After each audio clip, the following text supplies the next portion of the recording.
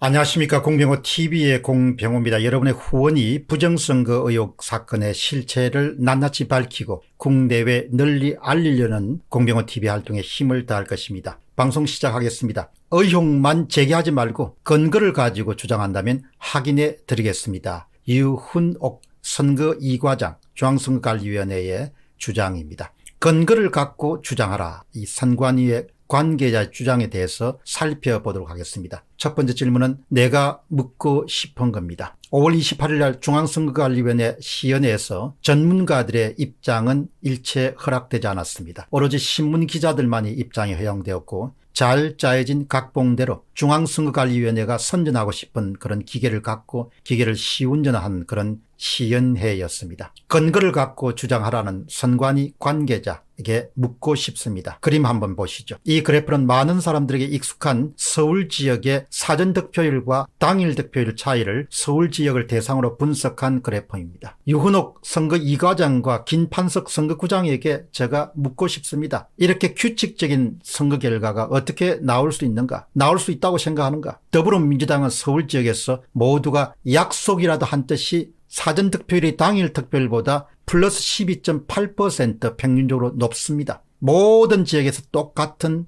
그런 현상을 보이고 있습니다. 일어나기가 힘든 일입니다. 반면에 미래통합당은 약속이라도 한 듯이 당일 득표율이 사전 득표율에 비해서 낮습니다. 평균 마이너스 11.8%입니다. 전국의 거의 모든 지역구가 비슷한 패턴을 보이고 있습니다. 이런 통계적으로 일어나기가 거의 불가능한 일입니다. 그리고 구마다 특성이 있게 마련입니다. 어떤 구는 좀 진보진 색채가 강한 사람들이 많이 살고 있고 또 어떤 구는 좀 보수적인 색채가 강한 사람이 많이 살고 있습니다. 어떻게 보수정이 많은 강남 상구도 다른 구들과 똑같은 특성을 보이게 있는가? 서초구 갑을 한번 보시기 바랍니다. 노란색 칠한 부분입니다. 민주당은 사전 득표율이 당일 득표율보다 플러스 15.83% 높습니다. 통합당은 사전 득표율이 당일 득표율보다 마이너스 15.71% 낮습니다. 누가 이것을 믿겠습니까? 보수적인 색채가 강한 사람들이 가장 많이 사는 서초구 갑이 다른 모든 서울의 구와 지역구와 같은 특성을 가지고 있습니다.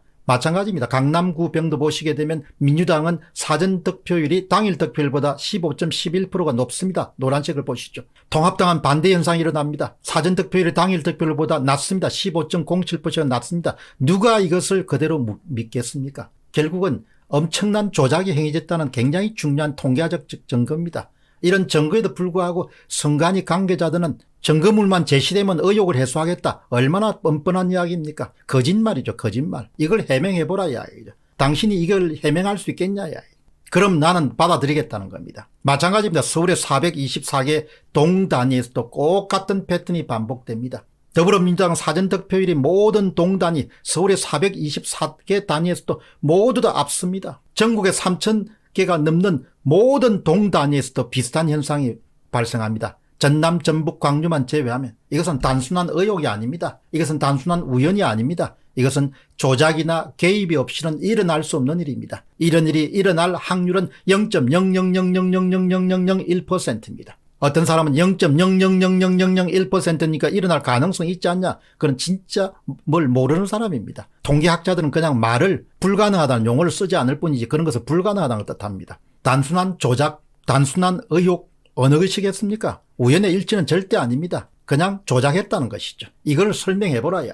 이것을 유 과장과 김 국장이 중앙선거관리위원회 선거국장인 김 국장하고 선거 2과장인 유 과장이 설명해보라야. 이것을 어떻게 설명하겠냐. 준비된 기계가 돌리지 말고 우리 기계 잘 돌아간다. 우리 기계 문제없다. 우리 기계 참 잘했다. 우리 억울하다. 우리 믿어달라. 정부를 믿어달라. 선거 시스템 믿어달라. 그따위 소리를 하지 말라는 이야기입니다. 기본적으로. 이 도표를 설명해봐라. 너가 설명해봐라. 설명할 수 있으면 내가 받아들이겠다. 그때는 깨끗하게 접겠다. 부산의 사전 득표율과 당일 득표율을 보시기 바랍니다. 서울과 똑같습니다. 부산에서 비교적 부유층이 많이 사는 해운대구 보시기 바랍니다. 해운대가 더불어민주당이 사전 득표율이 당일 득표율보다 14.16% 높습니다. 통합당은 사전 득표율이 당일 득표율보다 13.46% 낮습니다. 어떻게 이런 일이 나오냐. 가장 부산에서 보수적인 그런 구에서 어떻게 다른 데와 똑같이 나오냐. 수영구 보시기 바랍니다. 더불어민주당의 13.06%, 사전 득표율이 높습니다. 통합당이 12.56% 낮습니다. 어떻게 이런 결과가 나오냐. 유훈옥 선거과장과 김판석 선거국장은 가슴에 손을 얹고 양심에 손을 얹고 생각해보라. 이게 자연 숫자인가, 이게 자연 숫자인가, 이게 자연 숫자인가, 이게 말이죠.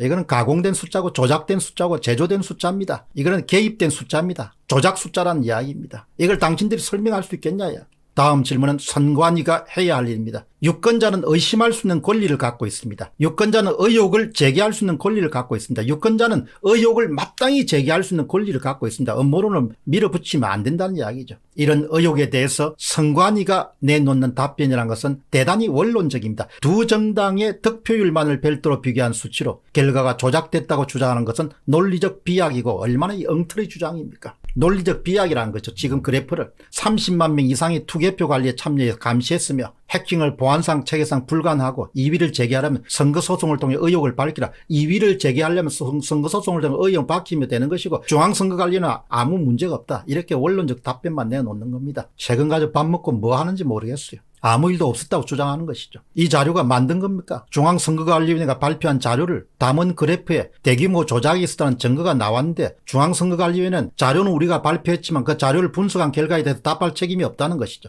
말이 안 되는 이야기죠. 당신들이 자료를 발표했으면 자료에서 발견된 특이사항에 대해서 당신이 답할 책임이 있는 것이죠. 의무가 있는 것이죠. 분석한 결과나 데이터나 똑같은 거니까. 선거관리위원회는 선거소송을 통해 의혹을 밝히는 방법은 기본 절차에 불과합니다. 선거관리위원회는 주권자 시민의 헌법적 권리를 존중해야 되고 이번 총선 재반 의혹에 대해서 더 구체적인 답변을 해야 될 책임과 의무를 갖고 있습니다. 선거 사무 수행의 정당성 유무에 관련한 증거 자료는 선거관리위원회가 보유하고 있습니다. 유권자가 갖고 있지 않습니다. 따라서 그 정당성에 대한 최종적 입증 책임은 의혹을 제기한 측이 아니라 선거관리위원회가 져야 되는 겁니다. 선거관리위원회가 자료를 만들었고 선거관리위원회가 자료를 발표했습니다. 그 자료를 갖고 유권자가 분석해서 의심이 있고 의혹이 있는 걸 제기했으면 당연히 논리적 기결이란 것은 선거관리위원회가 발표한 자료의 바탕을 둔 분석이었기 때문에 선거관리위원회가 답변을 해야 하고 해명을 해야 되고 설명을 해야 되는 것이죠. 이번 선거의 당사자인 여야 정당도 책임이 있습니다. 그리고 공직선거에 입후보한 사람들도 책임이 있습니다. 선거 부정에 대한 의혹을 해소하는 과정에서 미래통합당이나 더불어민주당 모두 다 책임이 있습니다. 21대 총선에서 당선자는 물론이고 낙선자가 모두 다 책임이 있습니다. 의혹을 해소하는데 모두가 다 책임이 있다는 이야기입니다. 공병호TV의 공병호였습니다. 감사합니다.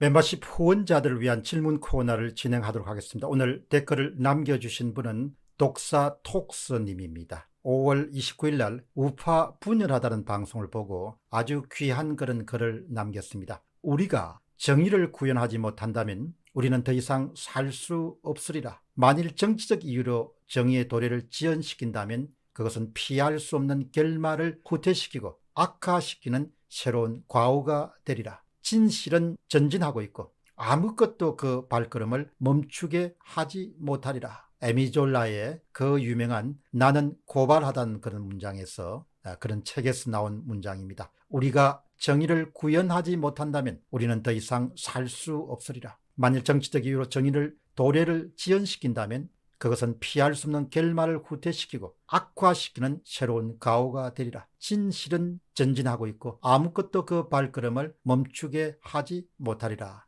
에미 졸라의 주장입니다. 에밀 졸라는 그 유명한 드레피스 사건 때 유태인 드레피스를 옹호해서 죽는 날까지 프랑스 군부와 가톨릭 신자들에게 살해와 협박과 야유와 비난과 모욕을 당했던 인물입니다. 그는 나는 고발한다라 해서 자신이 쌓아올린 모든 문학적 성과와 목숨을 걸고 드레피스의 무죄를 주장했습니다. 숱한 박해 끝에 무죄를 이끌어냈지만 죽는 날까지 그는 그 사건으로 인해서 적들로부터 끊임없이 괴로움을 당했습니다. 졸라는 살아생전에 이렇게 이야기했습니다. 진실이 전진하기 위해서는 얼마나 많은 늪지대를 지나가야 하는 것일까. 오늘 우리 한국 사회를 생각하게 하는 아주 에밀 졸라의 명언이었습니다. 시대는 바뀌었지만 세상 삶에 있어서 진실을 덮으려고 하는 자와 진실을 외치는 자 사이의 갈등과 또 큰 간격이라는 것은 그때나 지금이나 계속되고 있음을 확인하게 됩니다. 독사 토스님처럼 멤버십 프로그램의 후원자로 가입하신 분들은 질문이나 댓글을 남기실 수가 있고 저는 그것에 대해서 답하는 그런 책임을 지고 있습니다. 여러분께서는 공병호 TV를 통해서 시대를 제대로 볼 수 있는 안목과